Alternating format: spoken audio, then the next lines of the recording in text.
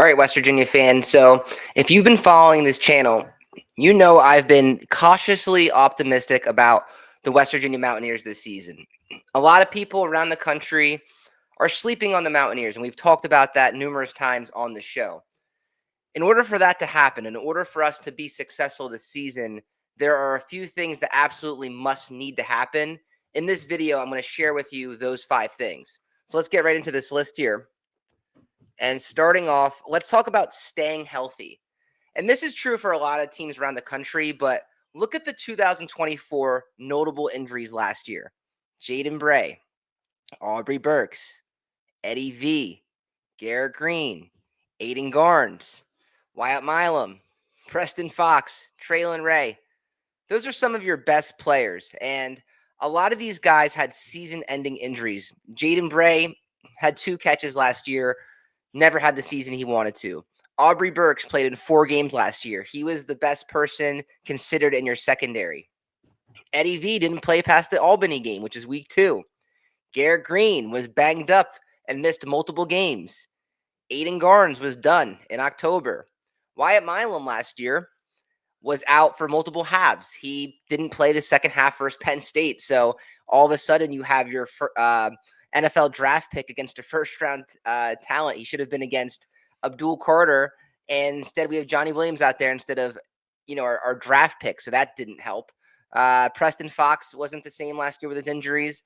And then Traylon Ray last year, that gruesome leg injury, he was gone for this season. So obviously this one's pretty obvious because everyone needs to stay healthy across the country. But West Virginia, especially last year, was riddled by injuries. So if we expect to have a successful season, you can't have a similar injury situation that you had last year. At West Virginia, we can't afford to have our best players hurt. We don't have the depth that other schools do, unfortunately. So this is the truth. You have to stay healthy if you're West Virginia, if you want to have a good year 1 with Rich Rodriguez. This next one is very important. It's protecting home field, something they did not do very well last year. Let's go over it. So last year, you lost to Penn State. You got whipped at home. That was an embarrassing loss. We did not match up well with them, and it didn't go well. You lost to Iowa State, and that didn't go well. I think that was the Coal Rush game, and we were non-competitive. Kansas State was an embarrassment. You lost by multiple scores there, and you lost to Baylor by double digits. So 4 double-digit losses at home last season is unacceptable. Listen, I get it that there are some good programs there. You look at Kansas State and Iowa State, they're at the top of the Big 12. Baylor had a good season last year, and Penn State was 1 game away from the national championship, but you weren't even close in those games, and it was alarming, and that's the main reason why the last coaching staff is no longer here. And then the wins you had, you beat Albany, but you didn't look great doing it. If you remember, that game was a little too close to comfort going into the half. Kansas, you squeaked out. We were trailing by double digits late in that game and somehow, some way found a way to win that game. And then you took care of business against UCF. So that record could have easily been, 2-5, and your only 2 wins would have been UCF and Albany. So listen, I don't want to dwell on this because it's not this coaching staff's fault. It's not these players' fault who are here now, but last year's home field performances were some of the worst I've ever seen as a West Virginia team. So that brings us to this year, right? This is the 2025 home schedule. Robert Morris, Pitt, Utah, TCU, Colorado, and Texas Tech. I think in this aspect, you need to at least go 4-2 here, right? You need to have at least a winning record at home this year. You cannot have a losing record again at home. I think there's some winnable games here. Obviously, Robert Morris, Pitt's the backyard brawl. Utah's a highly touted team, but they didn't have a great season last year. They have a new quarterback coming in, so we'll see what happens there. TCU is always a coin flip game, but you're home.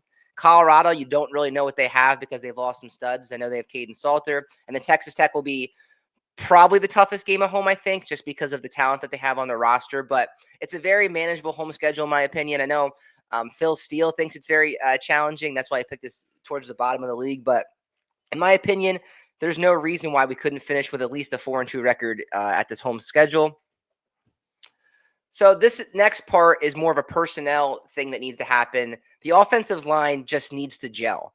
We have so many new offensive linemen that we've brought in. If you look at the list that's on here, it's a mixed bag of things, right? So some people are coming in from a Power 4 school and they're dropping down a level to get more playing time and make a name for themselves.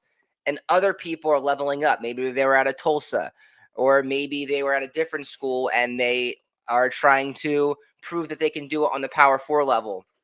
However that works out, we need to find the five that work for us, and they need to gel right away, especially with running the ball. Rich Rodriguez likes to run the ball a lot, and we've seen the success he's had with running the ball. So whoever the five are, they need to be able to run block, and they need to be able to work together.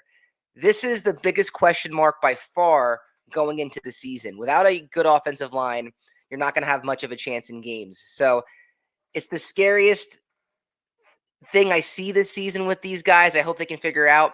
The only thing is, Rich Rodriguez preaches earned success, right? And what screams more than earned success than every position's up for grab? Literally, we don't know who the five are going to be. There's a projected depth chart down there from our lads, a website, and that's the five that they see projected. They have like guys like Nick Cray and Landon Livingston as the returning guys from the team, and then they filtered in some other guys, but that's anyone's guess right now. That camp battle is going to be fascinating, but whoever the guys are, they need to gel for West Virginia to be successful. This next one, Zac Alley needs to be legit, and I think he will be. He has a really good track record. He was by far the biggest coaching addition that we had this year, right?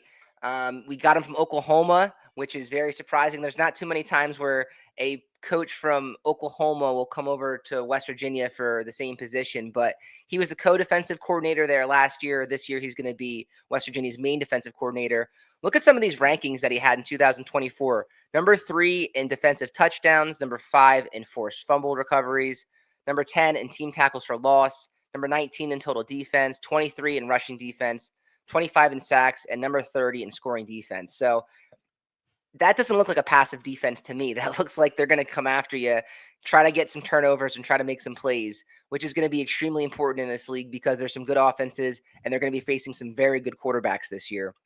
And even at Jack State, a lower level, but 33rd out of 133 teams in scoring defense, 43rd in total defense, 10th in interceptions, 13 in sacks, and 15th in rushing defense. So that is impressive as well. So this guy is a really, really good coach, and he needs to be legit in Morgantown year one for us to surprise people. I think this guy won't be here long, truthfully. If he is as legit as people are saying, he's going to get other offers after this year or after the next few years, which is a good thing for West Virginia. If Zac Alley is getting other coaching opportunities, it means he's doing a good job. It's just like Ren Baker getting rumored at other schools. Ren Baker's done such a good job at West Virginia that other schools want him. That's kind of a good thing, though, right? I know we don't want to lose Zac Alley, but if he has a few good seasons, that's a good thing. It's a good thing for our brand, and it shows that our defense is there. So he needs to be legit, though, right? And they're going to be behind the eight ball possibly. If there's no Jamori Robinson, there's no Justin Harrington, that hurts. But it needs to be a next man up mentality, and Zac Alley needs to live up to the hype that is surrounding him. And then the last thing I have, and this is, again, pretty obvious, but you need consistent quarterback play. Let's look back. Garrett Green. Garrett Green took a major step back, I think, from the year before. He had more interceptions. His QBR was down. And we don't want to dwell on Garrett because, again, that coaching staff and he's not here. But it just goes to show you if your quarterback's not playing at the same level, it's going to hurt. There are many good quarterbacks in this league, and a lot of people think West Virginia's room is towards the bottom. So that's fine, but we need to level up at the quarterback position, and they need to just be consistent.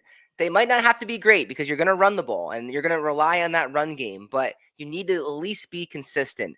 Whether it's Nico Markiel starting, Jalen Henderson, or even the wild card Max Brown. Now, my opinion, I think it's between Nico and Jalen, but we'll throw Max Brown in there, But either way, whoever is in the game for the West Virginia Mountaineers needs to be consistent.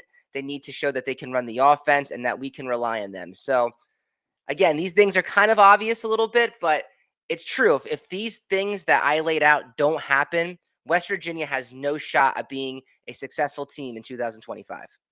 That's the end of the video. Please remember to like and subscribe. Let's go Mountaineers.